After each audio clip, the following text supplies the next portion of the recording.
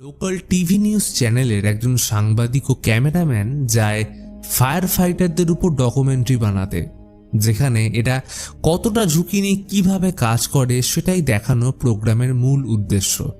কিন্তু ওই রাতে ফায়ার স্টেশনে একটা কল আসে যে কোনো এক লোক ভর্তি অ্যাপার্টমেন্টে আকস্মিক দুর্ঘটনা ঘটে গেছে। তো দমকল বাহিনীকে এই মুহূর্তে সেখানে পৌঁছতে হবে। বাট সেখানে পৌঁছে ওই অ্যাপার্টমেন্টে গিয়ে দমকল বাহিনী সহ রিপোর্টার ও ক্যামেরাম্যান এমন এক রহস্যময় ঘটনার সম্মুখীন হয় যা তারা কখনো কল্পনাই করতে পারেনি। আজ নিয়ে এসেছি একটা স্প্যানিশ ফাউন্ড ফুটেজ মুভি রেকের এক্সপ্ল্যানেশন নিয়ে, যার গল্প একবার দেখতে শুরু করলে তোমরা এক সেকেন্ডও চোখ সরাতে পারবে না। তো চলো শুরু করা যাক। রিপোর্টার অ্যাঞ্জেলা ও তার ক্যামেরাম্যান পাবলো একটা টেলিভিশন সিরিজের জন্য বার্সেলোনার এক স্থানীয় ফায়ার স্টেশনে নাইট শিফটে ফায়ার ফাইটারদের উপর ডকুমেন্টারি কভার করতে যায়। অ্যাঞ্জেলা সেখানে ডিউটি অফিসার অ্যান্ড্রুর সাথে দেখা করলে সে তাকে পরিচয় করিয়ে দেয় ফায়ার ফাইটারদের গ্রুপের সাথে। এছাড়াও সে অ্যাঞ্জেলাকে ডাইনিং রুম, স্লিপিং রুম সাথে পুরো ফায়ার স্টেশন ঘুরিয়ে দেখায়। সেখানে বেশ কয়েকজন ফায়ার ফাইটার তাদের এক্সপেরিয়েন্স শেয়ার করে। অ্যাঞ্জেলা আর পাবলো সারা রাত যেহেতু এইখানে থাকবে তাই তারা সময় কাটাতে ভলিবল খেলে, সাথে আরও মজা করতে থাকে, যেটা পাবলো ক্যামেরাবন্দি করছিল। তখনই হঠাৎ ফায়ার স্টেশনে একটা কল আসে। দে কাতালোনিয়ার একটা অ্যাপার্টমেন্টে একজন বৃদ্ধা তার ফ্ল্যাটে আটকে পড়েছে। তাই তাকে উদ্ধার করতে অ্যালেক্স ও মানু চলে যায় অ্যাপার্টমেন্টে। সাথে এই উদ্ধার কার্য কিভাবে চলবে তা দর্শককে দেখানোর জন্য পাবলো ও অ্যাঞ্জেলাও তাদের সাথে যায়। অ্যাপার্টমেন্টে পৌঁছলে তারা দেখে যে এইখানে তাদের আগেই এসে পৌঁছে গেছে দুজন পুলিশ অফিসার। তারা অ্যালেক্স ও মানুকে বৃদ্ধার ফ্ল্যাটের দরজা ভেঙে ভিতরে ঢুকতে সাহায্য করে, আর এই পুরো ঘটনা রেকর্ড করতে থাকে অ্যাঞ্জেলা আর পাবলো। ভিতরে ঢুকে তারা বৃদ্ধাকে দেখতে পায় ঠিকই, তবে তার অবস্থা ছিল সন্দেহজনক। এমনকি তার কাপড়ে লেগে রয়েছে রক্ত। একজন পুলিশ অফিসার তাকে শান্ত হওয়ার জন্য অনুরোধ করলে সে বৃদ্ধা পুলিশ অফিসারের উপর জম্বির মতো ঝাঁপিয়ে পড়ে। এটা দেখে অ্যাঞ্জেলা প্রচণ্ড ভয় পেয়ে যায়, তবে পাবলো রেকর্ডিং থামায় না। অ্যালেক্সকে বৃদ্ধার সাথে রেখে কোনোভাবে মানু ও সার্জিও নামের আরেকটা পুলিশ অফিসার বৃদ্ধার হাত থেকে বাঁচিয়ে অন্য পুলিশ অফিসারটাকে হসপিটাল নিয়ে যাওয়ার জন্য নিচে নেমে এলে তারা জানতে পারে মিলিটারি ও পুলিশ বাইরে থেকে কোনো এক অজানা কারণে পুরো অ্যাপার্টমেন্ট সিজ করে ফেলেছে এবং কাউকেই এইখান থেকে বের হতে দিচ্ছে না। এমনকি কেউ বেরোনোর চেষ্টা করলে তাকে ডাইরেক্ট গুলি করার অর্ডার দেওয়া হচ্ছে। তবে এই পুলিশ অফিসারের যদি এইরকমভাবে ব্লিডিং হতে থাকে তাহলে সে কিছুক্ষণের মধ্যেই মারা যাবে। তাই গুয়েম নামের এক মেডিকেল ইন্টার্ন তাকে সাহায্য করার জন্য এগিয়ে আসে। সে কোনো মতে তার রক্তক্ষরণ বন্ধ করলো, তবে তাকে বাঁচাতে গেলে হসপিটাল নিয়ে যেতেই হবে। তাই সার্জিও মিলিটারিদের কাছে তাদের পরিস্থিতি জানিয়ে বাইরে যাওয়ার জন্য অনেক অনুরোধ করতে থাকলে তারা জানায় যে সিকিউরিটি রিজনের জন্য গোটা অ্যাপার্টমেন্ট থেকে এখন কাউকেই বের করা সম্ভব নয়। যত তাড়াতাড়ি সম্ভব তারা তাদের উদ্ধার করবে, ততক্ষণ অবধি যেন সবাই শান্ত থাকে। এটা শুনে অ্যাপার্টমেন্টের সবাই আতঙ্কিত হয়ে পড়ে। সার্জিও পাবলো ও অ্যাঞ্জেলাকে রেকর্ডিং বন্ধ করতে বলে, কিন্তু তাদের কাছে সরকারের পারমিট থাকায় তারা কথায় কান না দিয়ে রেকর্ডিং চালিয়ে যায়। আর তখনই হঠাৎ ওই বৃদ্ধার কাছে থাকা অ্যালেক্স উপরের তলা থেকে নিচে পড়ে প্রচণ্ড আহত হয়। গুইয়েম তাকে চেক করতে থাকলে জর্জ ও মানু চলে যায় সে বৃদ্ধার ফ্ল্যাটে। সাথে অ্যাঞ্জেলা ও পাবলো ক্যামেরা নিয়ে তাদের পিছু করে। সেইখানে তারা একটা মেয়েকে দেখতে পায় যার অবস্থা ওই বৃদ্ধার মতো। সে পাগলের মতো অ্যাঞ্জেলাদের দিকে ছুটে আসতে গেলে এক পর্যায়ে সে মারা যায় এবং সেই মুহূর্তে পিছন থেকে বৃদ্ধা মহিলা পুনরায় তাদের দিকে আক্রমণ করার জন্য তেড়ে আসলে সার্জিও তাকে সেলফ ডিফেন্সে গুলি করে। তবুও ওরা শিওর হওয়ার জন্য অ্যাঞ্জেলা তাদের রেকর্ডিং থেকে আরেকবার কনফার্ম করে যে ওই বৃদ্ধা সার্জিওর গুলিতেই শেষ হয়েছে। নিচে নেমে মানু ও সার্জিও মিলিটারিদের অনুরোধ করতে থাকে তাদের বের করার জন্য, কিন্তু তারা জানায় এখন পুরো অ্যাপার্টমেন্ট সিল করে দেওয়া হয়েছে। কিছুক্ষণের মধ্যেই সেখানে একটা মেডিকেল টিম পাঠানো হবে, ততক্ষণ অবধি তারা যেন কোঅপারেট করে। এমন সময় গুইয়েম এসে জানায় যে আহত পুলিশ অফিসার ও অ্যালেক্স এইভাবে পড়ে থাকলে তাদের বাঁচানো সম্ভব নয়। সাথে অ্যাপার্টমেন্টের আরেক বাসিন্দা সার্জিওর কাছে জানতে চায় যে পুরো অ্যাপার্টমেন্টের নেটওয়ার্ক কেন বন্ধ করে দেওয়া হয়েছে, কারণ ফোন রেডিও কিছুই চলছে না। তখনই মারি কার্মেন নামের এক মহিলা চিৎকার করতে থাকে যে তার স্বামী অনেক আগে মেয়ের ওষুধ আনতে বাইরে গেছিল, সে এখনো ফেরেনি, অর্থাৎ সে এখন বাইরেই আটকে আছে এবং এই অবস্থায় তো তাকে ঢুকতে দেওয়া যাবে না। কিন্তু তার স্বামীকে খুব দরকার, কারণ তাদের ছোট্ট মেয়ে জেনিফারের টনসিল হয়েছে আর তার অবস্থা ধীরে ধীরে আরও খারাপ হচ্ছে। ফলে এই সকল অস্থির পরিস্থিতির কারণে পুরো জায়গায় আতঙ্কে বিশৃঙ্খলা তৈরি হয়।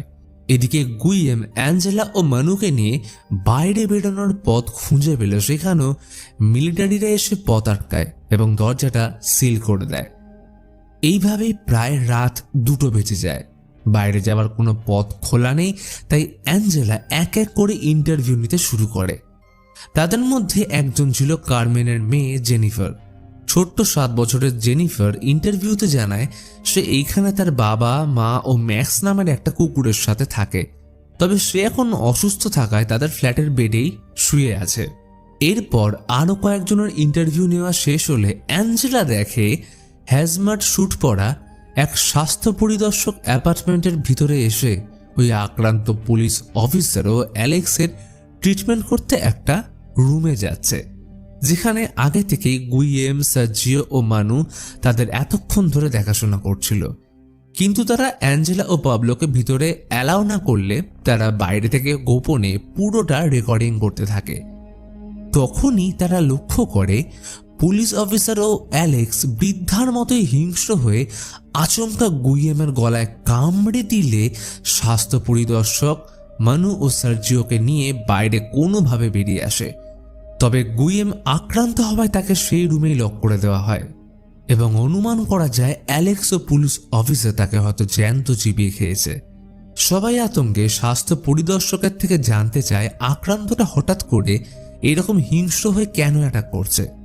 তখন সে জানায় যে এইখানে এমন একটা ভাইরাস ছড়িয়ে পড়েছে যা মানুষের রক্তে মিশে ব্লাড টাইপ অনুযায়ী তাদের আক্রমণাত্মক করে তুলছে। গতকাল একটা কুকুর তাদের ক্লিনিকে ট্রিটমেন্টের জন্য আনা হয়েছিল, যার মধ্যে এক ধরনের আনআইডেন্টিফাইড ভাইরাস ধরা পড়েছিল। সে কুকুরটা বেশ কিছুক্ষণ কোমাতে ছিল, তবে তারপরে হঠাৎ করে সে জেগে উঠে প্রচণ্ড হিংস্র হয়ে ক্লিনিকের বাকি পশুদের শেষ করে দেয়। তখন তারা কোনো মতে ট্রাঙ্কুলাইজার দিয়ে তাকে শান্ত করে এবং তার শরীরে মাইক্রোচিপ বসিয়ে দেয়, যেটাকে ট্র্যাক করেই তারা এই অ্যাপার্টমেন্টে এসছে।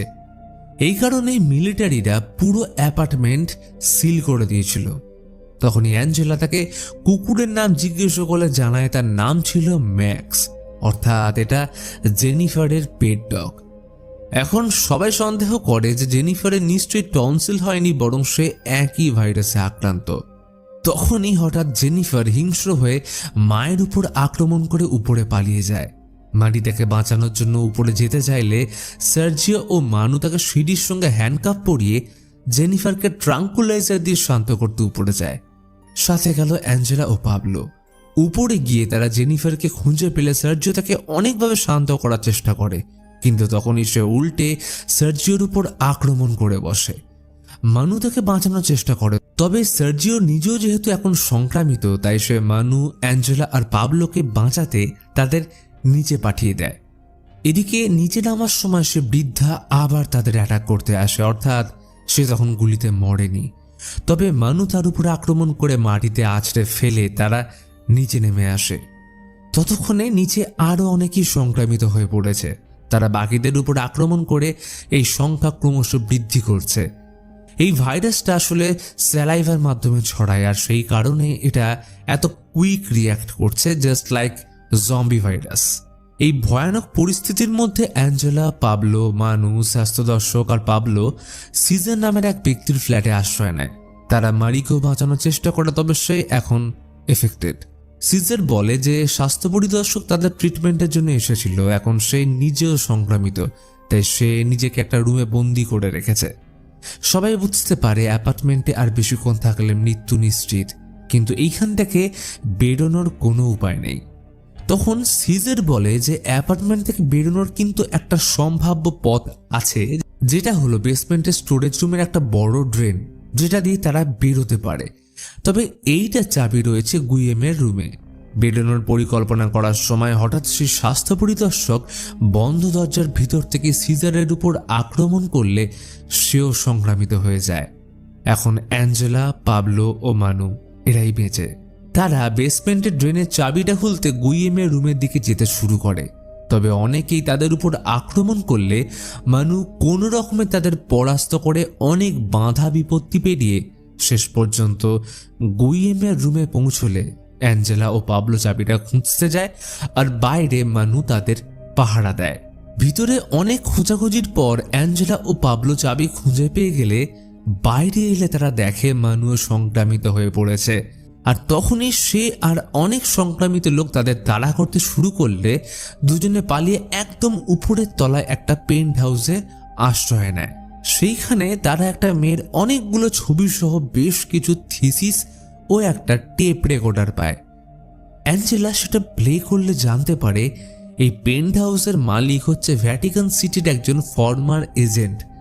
তাকে একটা বিশেষ ভাইরাসের অ্যান্টিডোট বানানোর দায়িত্ব দেওয়া হয়েছিল, কারণ তারা মনে করত এই ভাইরাসের কারণে ডেমনিক পজেশন হয়ে থাকে। তাই সে এখানে অ্যান্টিডোট বানানোর জন্য একটা মেয়ের উপর এক্সপেরিমেন্ট করছিল, যা ছবি দেওয়ালে টাঙানো। মেয়েটার নাম ক্রিস্টিনা। তার শরীর থেকে এনজাইম আলাদা করে এই এজেন্টকে অ্যান্টিডোটটা বানাতে হতো, কিন্তু হঠাৎ করে এনজাইমটা মিউটেড হয়ে পড়লে এজেন্ট ক্রিস্টিনাকে এই ঘরেই বন্দি করে মরার জন্য ছেড়ে চলে যায়। এইটা শুনে অ্যাঞ্জেলা আতঙ্কিত হয়ে পড়লে তখনই হঠাৎ অ্যাটিকের একটা ট্র্যাপ ডোর খুলে যায়।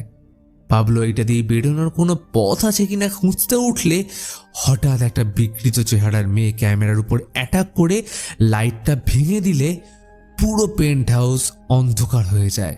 ফলে উপায় না থাকায় পাবলো ক্যামেরায় নাইট ভিশন চালু করলো। তারা দেখতে পায় যে বিকৃত ক্রিস্টিনা সেই অ্যাটিক থেকে বেরিয়ে এসে খাবারের সন্ধানে রুম জুড়ে ঘুরে বেড়াচ্ছে। অর্থাৎ সেই এজেন্ট ক্রিস্টিনাকে মরার জন্য ছেড়ে দিলেও সে কিন্তু মারা যায়নি। আর হয়তো এই কারণেই পুরো অ্যাপার্টমেন্টে ভাইরাস সংক্রামিত হয়েছে। অ্যাঞ্জেলা ও পাবলো প্রচণ্ড ভয় নিঃশব্দে পালানোর চেষ্টা করে, কিন্তু পালানোর সময় ক্রিস্টিনা তাদের পায়ের আওয়াজ শুনে পাবলোর দিকে তেড়ে এলে সে পাবলোকে নৃশংসভাবে শেষ করে তাকে খেতে শুরু করে।